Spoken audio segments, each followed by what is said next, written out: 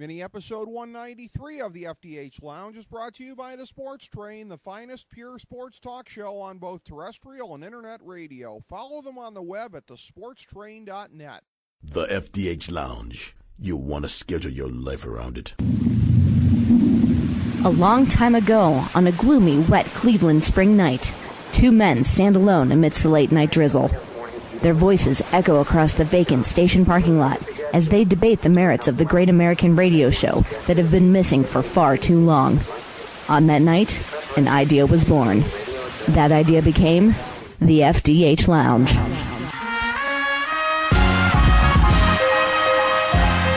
Welcome to the FDH Lounge. Hi, this is FDH Managing Partner Rick Morris with your list of fantasy football players to keep in your lineup every week in 2012 if they are healthy. We stand against the tendency in our industry to advise over managing. Our program deals only with the more marginal players who should be subject to your consideration about who to start from week to week. If healthy, you keep these guys in your lineup.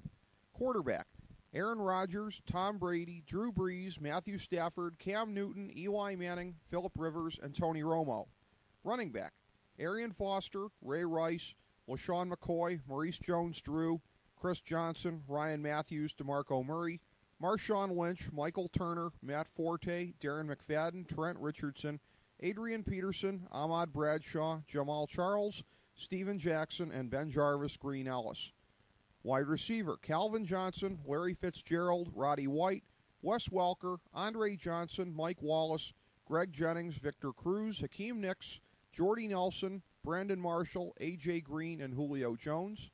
Tight end: Rob Gronkowski, Jimmy Graham, Vernon Davis, Jermichael Finley, Aaron Hernandez, Antonio Gates, and Jason Witten. All right, folks, welcome to FDH Lounge mini episode number 193, FantasyDraftHelp.com Insider for NFL Week 4. Rick Morris, Kyle Ross, breaking it down for you here with your starts and sits for this week here among the marginal players, not among the aforementioned every week plays that we have for the show. So we'll just be taking a run through here on the team by team, taking a look, and then a little bit of big picture stuff afterwards.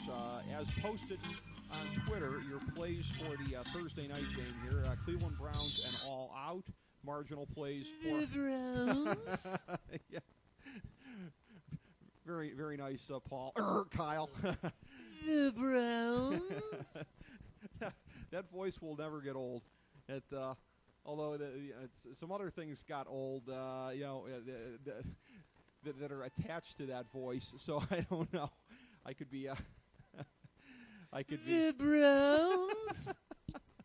I apologize. Continue. Very nice, very nice. You are making me laugh here in the midst of this. Flacco, Torrey Smith, and tight end Pitta, your recommended fantasy plays for Baltimore.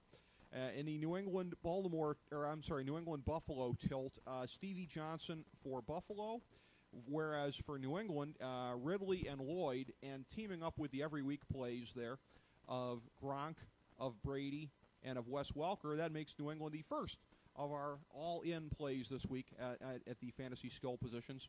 Detroit, Minnesota, and looking at this one here, Michael LaShore, 100 yards, first game out last week. Gotta like him here. Minnesota not nearly as stout to run against as when they had the Williams brothers patrolling the middle in years past. So go with LaShore.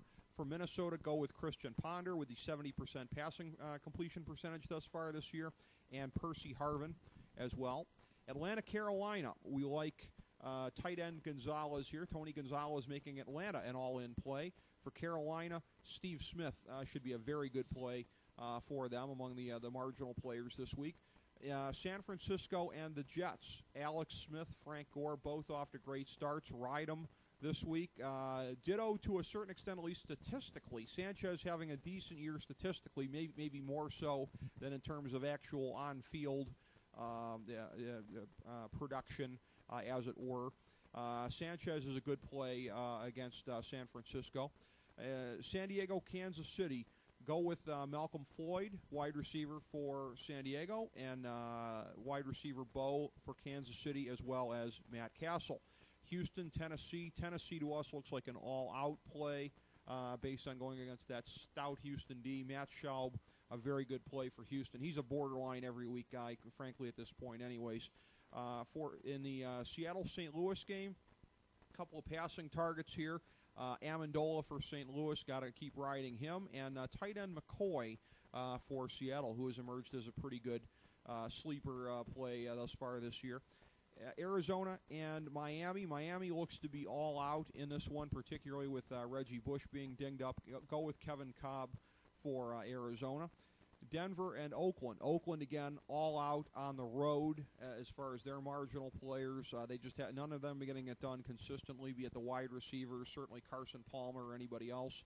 For Denver, a lot of good marginal plays here. Peyton Manning, Willis McGahee, also wide receivers Decker and Thomas. McGahee a little bit banged up, so keep an eye on that as we get a little bit closer to game time. But as of mid to later week here, looks like a good play. He should be good to go in this one, allegedly anyways. Cincinnati-Jacksonville, the quarterbacks in this one are a good play because of the secondaries that they're going up against. Andy Dalton and Blaine Gabbert. Also on the Jacksonville side, Cecil Shorts has been playing pretty good, and Justin Blackmon is way overdue to break out. And not saying he's going to have 5 touchdowns here this week, but you got to like him against the Cincinnati secondary. This could be his first good pro game. Green Bay and New Orleans. Cedric Benson is a play for Green Bay, which in and of itself would make Green Bay an all-in recommendation. For New Orleans, running backs Sproles and Thomas. If you're not in a PPR league, Sproles doesn't have nearly as much value because he's been getting it done almost exclusively in that realm. But he and Thomas, although the team has been bad, they've been pretty productive to this point. Tampa Bay, Washington. Got to like the battery of Freeman and Jackson for Tampa Bay. For Washington, the hookup of RG3 and Fred Davis, who's been his most reliable weapon through the air. For the Philadelphia Giants game on Sunday night, the combo of Deshaun Jackson and Brent Selleck for Philadelphia. Jeremy Macklin's still a little bit banged up, kind of hard to recommend him here at this point, but Jackson and Selleck in what could very well be a shootout. You got to like them. For the Giants, stay with running back Brown, who you will recall was one of our recommendations last week. Go check Twitter before the Thursday night game. Additionally, tight end Marcellus Bennett. That's going to make the Giants an all-in play. And in the Monday night game, the play of Miles Austin for Dallas looks good, and Reggie Bush against that Dallas run defense, which is not horrible but is vulnerable. You have to like him in that spot there. 5 best plays for the week overall. In looking at this, Brandon Lloyd, due to really get untracked for New England, it looked for Brady to be going to him a lot this week. Matt Schaub, who we've gone with previously this year. RG3, who we've gone with previously this year. Cedric Benson, who I don't think has even been a recommendation to start more than 1 week at the most this year. But, again, somebody who really should be able to get it done on the ground against New Orleans and keep them honest as though the Saints won't have enough problems in this matchup here. And Steve Smith for Carolina, who is still getting untracked. That leaves us with, again, with the bye week, Indianapolis and Pittsburgh, 4 all-in plays, counting the gimme players on these teams and the marginal players that we are recommending for you to go with here. Green Bay, New York Giants, New England, and Atlanta all in. All out, Cleveland, there's a shock. Additionally, Tennessee, Miami, Oakland. By position, 12 marginal quarterbacks this week. Fairly deep field there. 6 tight ends, so it's going to be a decent field at tight end. Kind of a stark difference, running back and wide receiver. This is the one thing we keep an eye on from week to week. What is a better thing to go with, all things being equal, if you're playing a flex? We only have 9 marginal running backs that we're recommending this week, 15 marginal wide receivers. So this week, the flex position in a vacuum kind of tends to favor wide receivers. As is the case with any of this, it's all, all things being equal. It's all a matter of what's on your team. And again, we always say that there's guys that you never bench, but if we're recommending 5 marginal plays there as well, you do have to take that into consideration. But you always do want to give the extra impetus to the guys that at least in a vacuum, you never should bench. And I know that's one of the things we wanted to talk about here, Kyle, as far as the steadfastness of playing with these guys and knowing that you're going to suffer if you bench them the week that they go off. Yeah, I just wanted to put over, because I saw something you wrote on Facebook, I think, to the esteemed Jason Jones. Our senior editor, yeah. That at FDH, there are certain guys you just don't bench. And I saw for a reason, because if you remember on this program last week, I asked you about Wes Welker. Is it time to get nervous? Maybe think about benching him. Thank God I didn't bench any of my regulars last week because they all kind of turned around. Welker did well. It was funny because Newton had such a bad game on Thursday. He's my quarterback. Mm-hmm.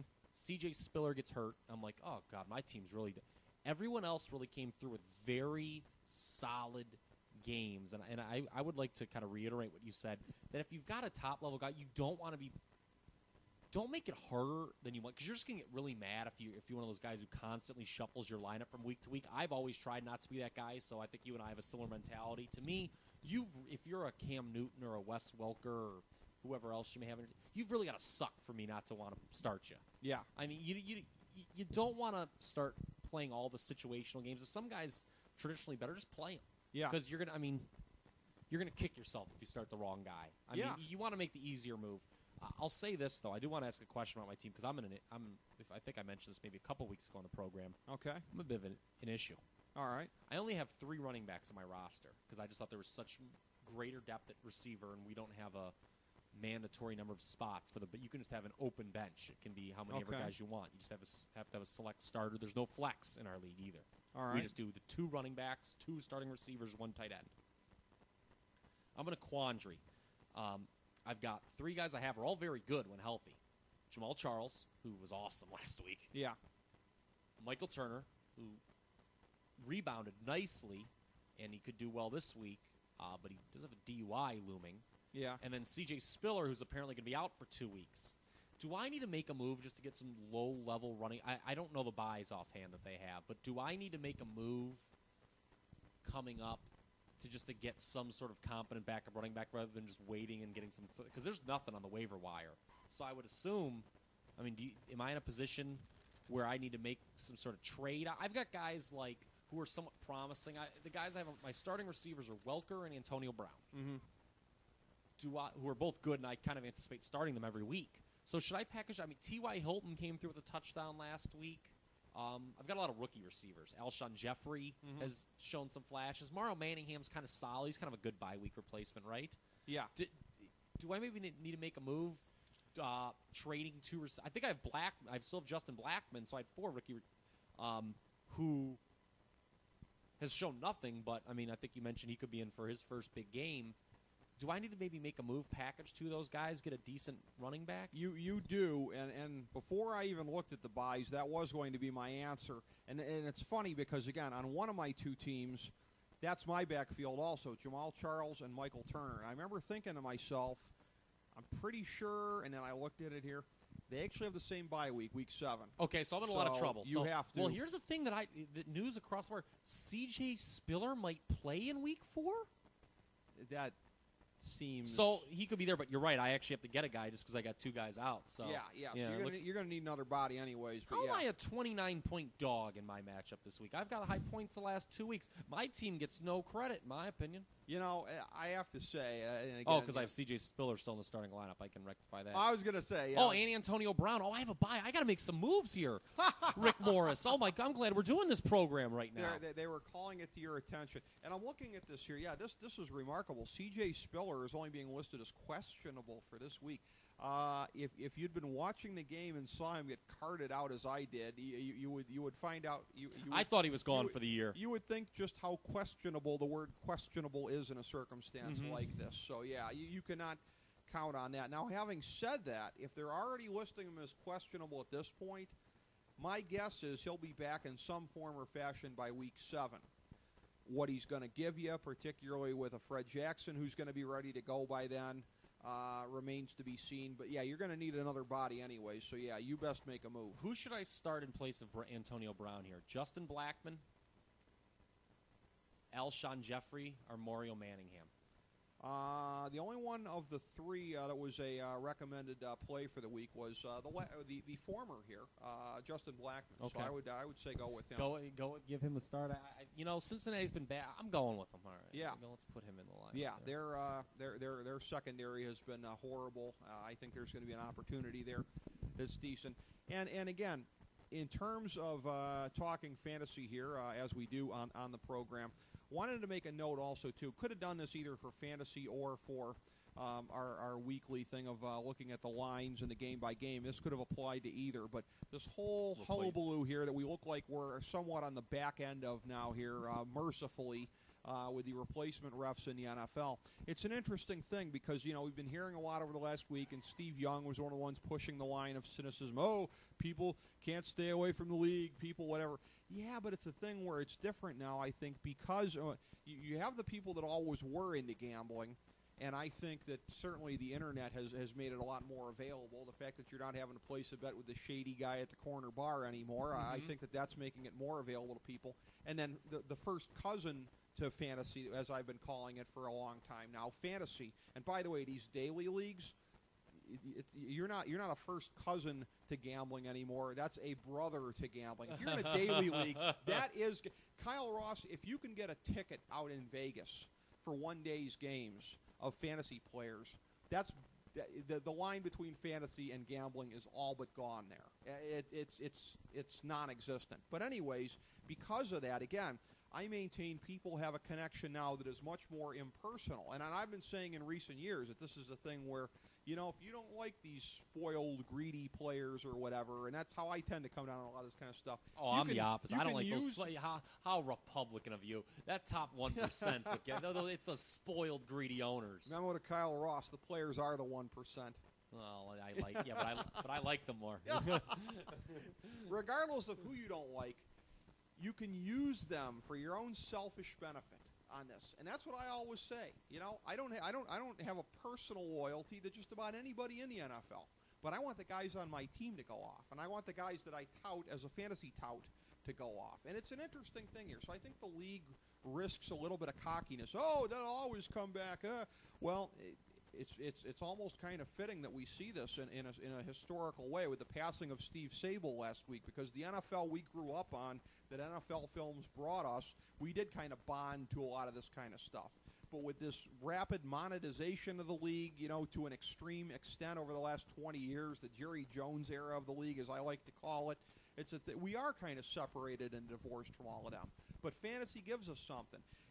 These issues are irrelevant next to, I want to beat the ass of my friends in my league that I've been playing with for 20 years. I don't even care about that other stuff. I want to beat the ass of John Adams this week or some of the other guys in the league or whatever the case may be.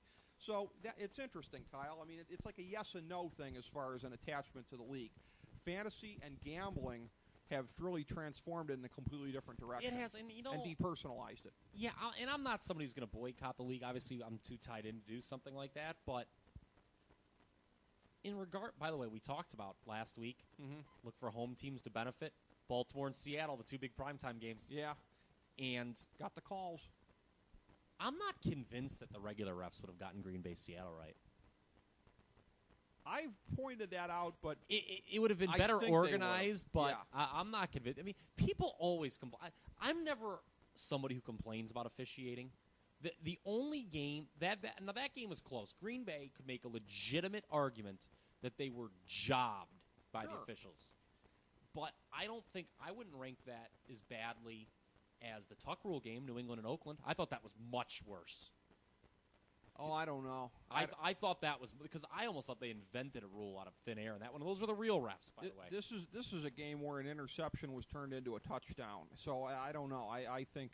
Well, the other one was. I mean, granted, Oakland still could have stopped them, but I mean, in the snow, after by God they played their hearts out that game so well. You knew when that fumble was overturned in the Raiders-Patriots playoff game, the Raiders were going to lose. I've always said. By the way, real quickly, who would you pick up, Danny Woodhead or Mike Tolbert?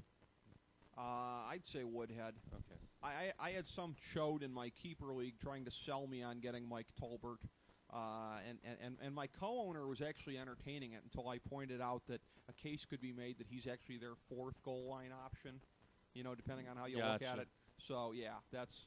I don't think too much of Tolbert in that situation there with two feature backs and, oh, by the way, Cam Newton, who's a bigger guy than either of those backs. Yeah, I have him too. Well, he could cover me. At least I'll get the touch. Yeah, that's true. Yeah, that would help you in that regard. But, no, it's a thing where when you look at this with those refs, the process would have been right, at least. And I'm a big process guy on the stuff with FDH. If you go about things the right way, you got a much better chance of getting it done in the end. They would have huddled. They would have consulted. It wouldn't have been the impromptu, whose line is it anyways, if one guy throws up two arms and one guy signals touchback.